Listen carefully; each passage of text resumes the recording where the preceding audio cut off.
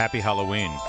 You're listening to Mornings on the Mall with Brian and Larry, and joining us live right now in studio, a local legend, William Peter Blatty, the author of The Exorcist. You hear this music and your hair starts to stand up. It is Tubular Bells by Mike Oldfield. It still scares you. The film The Exorcist, which is celebrating its 40th anniversary this year, really set the mark for horror films from that point forward. And everything about it, the characters, the writing, the direction, the cinematography, and the music, all made for a horrific, frightening experience. And what better thing to talk about on Halloween Day? William Peter Blatty, thank you so much for being here. Oh, it's my great pleasure. You know, every year around this time or on this date, Warner Brothers hauls me out of my burrow like some kind of demonic Punxsutawney Phil. You know.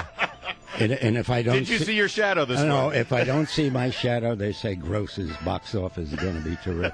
Either that or I'm dead. Well, you know, no one's ever had the kindness to tell me which it is. If you're looking for a Halloween experience today, and actually for the rest of the week, you can actually see The Exorcist digitally remastered. I'm told that it's close to a high-definition experience now on the big screen at the Georgetown Lowe's AMC, just steps away from the famous Exorcist steps in Georgetown. You were a Georgetown student when you wrote this book, right? Yeah. No. I was a Georgetown student when I heard about a case that was going on in 1949 that inspired me finally to write it, but it was not based on the book. By the way, the print that is being run at the Georgetown AMC was supervised by Billy Friedkin himself, the director, and he told me that, you know, thanks to the latest digital technology, he said, the scenes in the film now look just the way they looked to me when I was looking through the lens of the camera while I was filming it. It is just a step away from, well, for me, it's subjective. It looked almost like 3D to me without the glasses. Wow. So you were at Georgetown University as a student. Yes. And you hear this story in a New Testament class?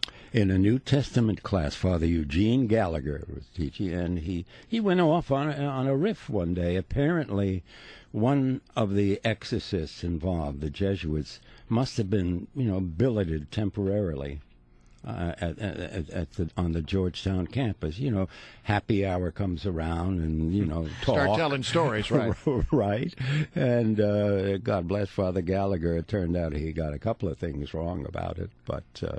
So you heard the story and decided, I've got to write this book someday. I said, no, I didn't think I would have to write it, but I thought if someone were to do the research, and this turned out to be the real deal, what a tremendous boost to one's religious faith, in my case, Catholic faith. It would just be extraordinary. And then down the line, I realized I guess I was the one, but my plan was not a novel. It was to do a straight non-fictional account. And almost in an evangelical way, you wanted this story of exorcism and demonic possession, which you believe is very real, and you've studied it and you've researched it. Yeah. You thought that would bring people to the faith. Well, are you concerned that the book and the movie is now seen as sort of like just a horror, scary movie and not an inspirational idea? Yes, there's no doubt about that. Although I read an article in National Review just this morning to the effect that, of course, it's not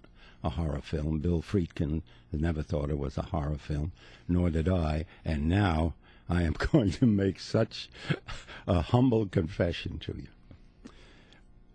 When I was writing or working on the novel, I thought what I was writing was a supernatural detective story with an apostolic intent. I cannot, to this day, maybe I did, but I can't recall a moment when I was thinking, this sort of scared the bejesus out of me. Never. Really? No. Really? Not.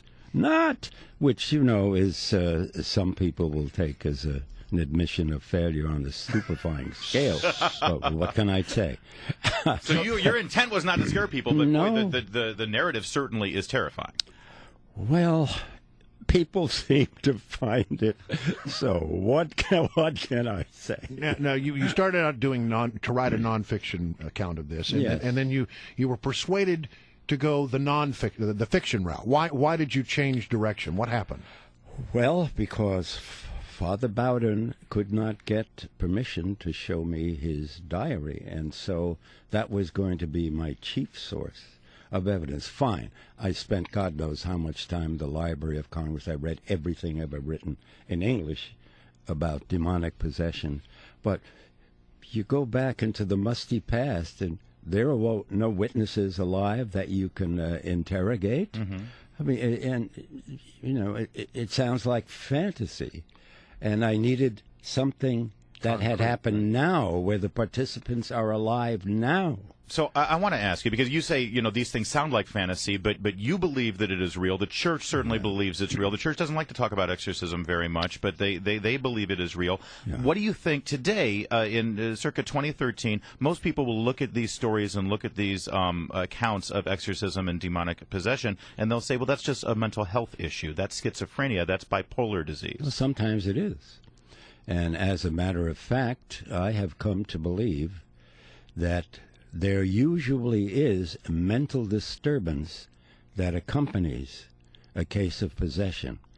I don't think an entity, demonic, you know, what's a demonic entity? It's maybe the spirit of someone dead behaving very badly and using your body to do it.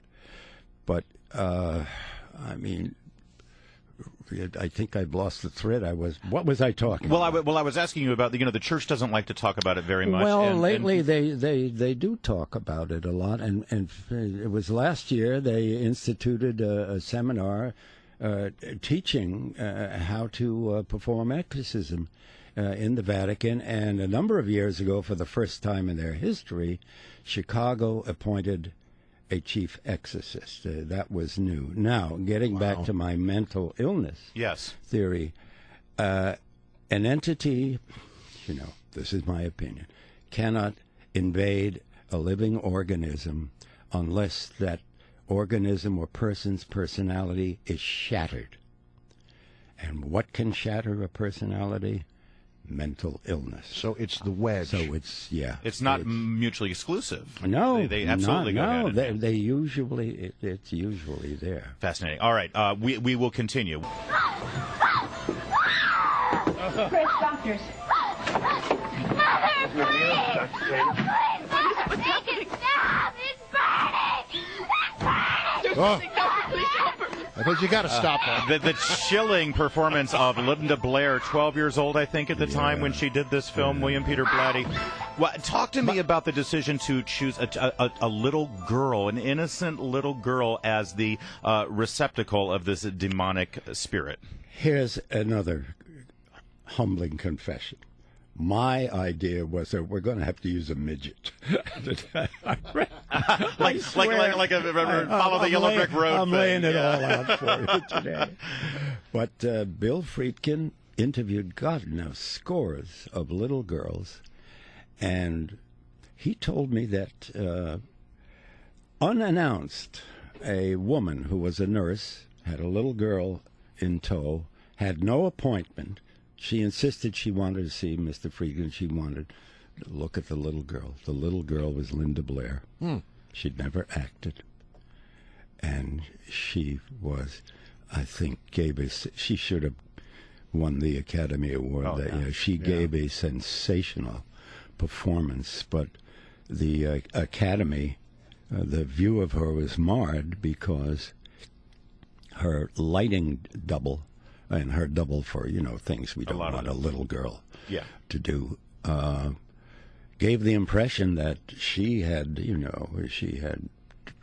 done half of the acting. And then Mercedes McCambridge, who never demanded, I want no credit, she came out and said, after she saw the picture and it was a hit, why didn't I get a credit?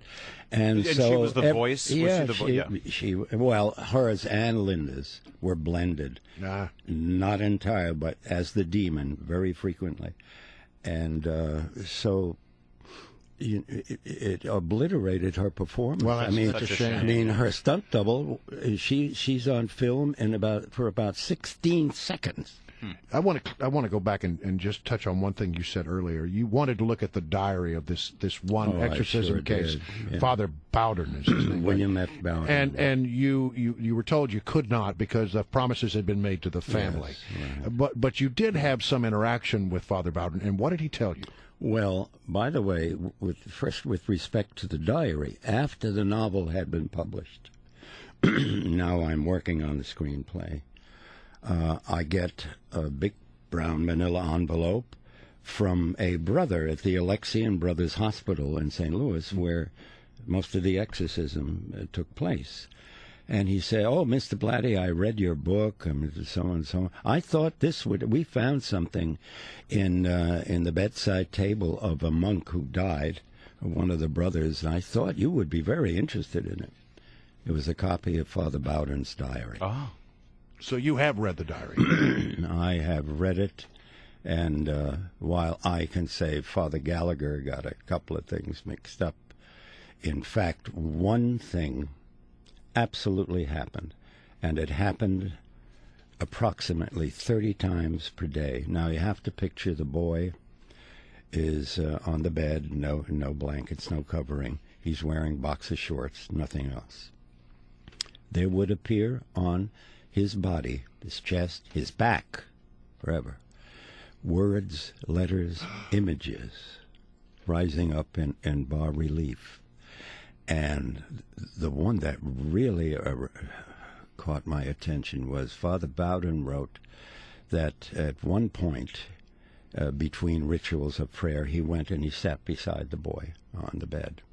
And while he watched, it was as if a tiny two-pronged pitchfork ran from the boy's inner thigh, making a long red scratch all the way down to his ankle, and at the ankle it broke the skin and droplets of blood appeared. Now, please, I've talked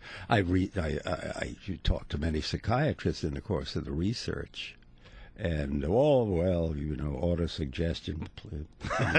Give me a break. All right, we continue with William Peter Blatty. Joined by William Peter Blatty right here in studio. It's Halloween, and we're talking Exorcist. Sam in Woodbridge, you are on WMAL. Talk to me, Sam. You're on with Bill Blatty. No, I tell you what, an honor, guys. I have to tell you, Mr. Blatty, that at the age of 15, that was the second lie I told my parents. The first one was that I had about crashing a motorcycle into my friend's garage door. The second was that this was a religious movie I was going to, and it's okay that it's rated R. It was not a lie. Yeah, it is a religious movie. It was in fact. But I have to confess two things. Number one, it's the only movie that I have never seen a second time because it just so scared me to death. And that drove me, quite honestly, to my decision to become a Christian, because as a young man at that point, it really made me think about, good and evil and where I wanted to spend eternity. And I'm telling you, that movie had a profound effect in that respect, and I can't think that it didn't have the same thing across the nation. Well, thank you, right. Sam. That's great. And by the way, it's been 40 years. Go see it again in Georgetown at the AMC this week. I've never seen it on the big screen. That's so I'm definitely because I'm actually. Long story short, I was in the hospital when it was released. Oh, right. I was in a wreck, and I was in a hospital. Well, and you picked the and I missed perfect the release. Yeah. I got to go now and see it on the big screen. You will never have seen it as brilliantly presented as this time. You've got to catch it at the AMC. Really quickly, William Blatty, my parents I was raised Catholic, and this really affected them. I wonder quickly, did Catholics react to this movie differently than non-Catholics?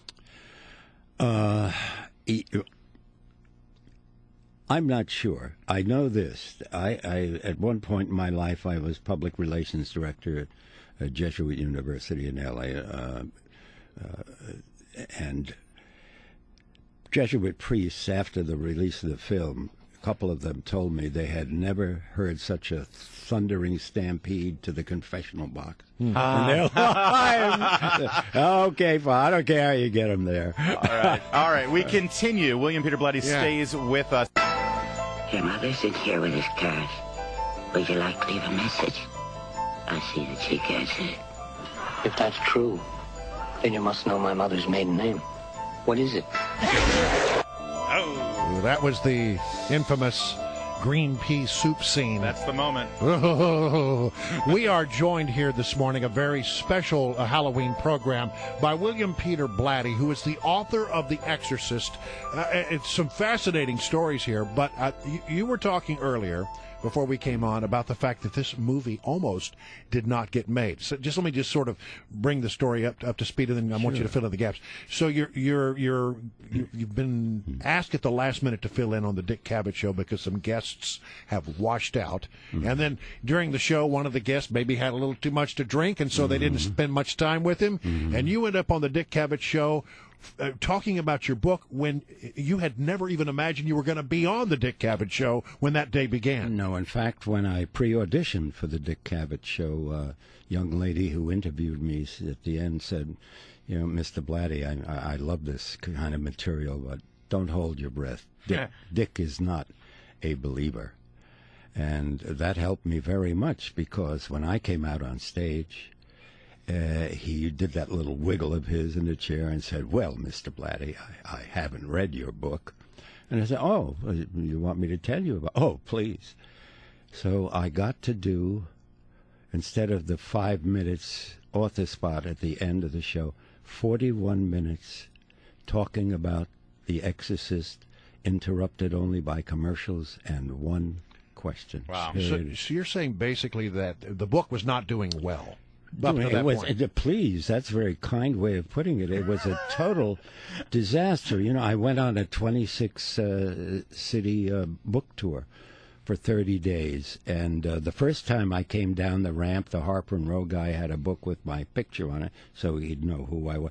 At first, he didn't even, Mr. Blatty, I am so-and-so, the Harper rep. May Company returned all 100 copies this day. Wow. And then it was only a couple cities after that where the Harper rep didn't even bother bringing a photo of me. He just looked for the most depressed-looking 40-year-old man coming down the ramp. But so after this Dick Cavett appearance, it went crazy. It went absolutely. 3 weeks later, it was #1 on the New York Times. And then the film was inevitable at that point. But let me ask you. Was not. No?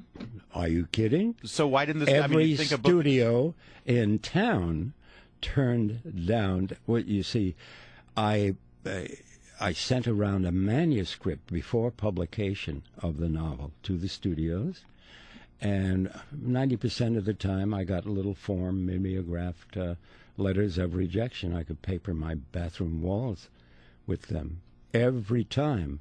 And it wasn't until a red-hot producer of Butch Cassidy's Sundance Kid was lured into thinking that his old agents now controlled the material in The Exorcist, he approached me and with an option the material. Was there ever and sold it to Warner? Was there ever a question about you writing the screenplay? Did they try to say, you know, the studio people say, we got to have a film guy come in? Always going to be you, yeah. And you seem to speak with just as much pride about the film as you do about the novel, which is very rare for writers. A lot of times, writers really they love their book, and the film was, you know. But you seem just as proud. I'm proud of it in its revived form. You know, in the year 2000, there was a re-release with 12 minutes film put back in it. Actually, that version, which is the version that's running at the AMC Georgetown, was Bill Friedkin's original cut, which I viewed standing up on a moviola in, the editing offices were in 666 Fifth Avenue. Oh, my God. Making it up. And that was the version. I loved it. And then when Billy went back to California, I went to Aspen, to my new home, and things changed. Billy told me, Bill, I didn't know I had a hit. And I just felt no audience is going to sit still for more than 2 hours, so I cut. Oh. But this new one now that you can see at Georgetown AMC. Let me ask you about the Georgetown aspect, because those stairs. Everyone says you got to go to the Exorcist stairs in the house. The location is a major part of the story because of the all of the concerns about trying to keep outward appearances. The Ellen Burstyn character. So many things happen at that Washington party.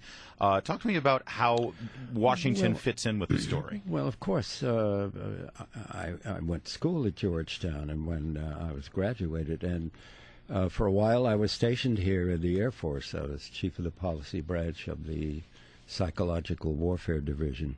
My greatest achievement in that regard being formulation of the policy that a 500-pound sack of leaflets, propaganda leaflets, would, if dropped from an altitude of 13,000 feet and scored a direct hit, would drive one North Korean soldier approximately 5 feet into the ground. That was my contribution. Well, that's pretty impressive for government work. Yeah, nice job there. Of the nation. A proud nation salutes you, sir. Thank you. We were stationed at what used to be McLean Gardens. It's, I don't know what it is now, Wisconsin Avenue. Where were we? What was Well, there were some crazy things that happened on the set. Yeah, there's all these legends about, was it a cursed set? I heard there was a fire and only... Well, there was a... Listen, if you shoot for a year, somebody's going to die, right? Please. Sometimes the director will kill them. There was one paranormal phenomenon. What was it? I think. We were shooting a quiet dialogue scene, and customarily, the sound man, in this case Chris Newman, Academy Award winner for The Godfather, listens quietly to the playback before we go on with another lighting setup. And he said, wait a minute. He heard on playback something he did not hear while we were filming the scene, and it was a tap, like a rapping strange, sound. Rhythmic, irregular tapping sound, sort of like, like someone knocking on a door? Alien code tapped out by a dead wow. man, as I described it in the novel of The Exorcist. Is it true and we never figured out what that was. Is it true you had a priest bless the set before filming? Yes. We had two priests bless the set. We had a priest bless the set at Fire Island. That was Father Bill O'Malley, who was a Jesuit, who actually played Father Dyer in the film. And then in Georgetown, Father Tom Birmingham was also in the film. My teacher in high school and was head of the New York province. He blessed an exterior set. Now, this is remarkable. Right after he blessed the set, Billy Freak was about to call action when a slight mist of rain began to fall. This was on O Street. And if you open the screenplay, it said, a light mist of rain begins to fall.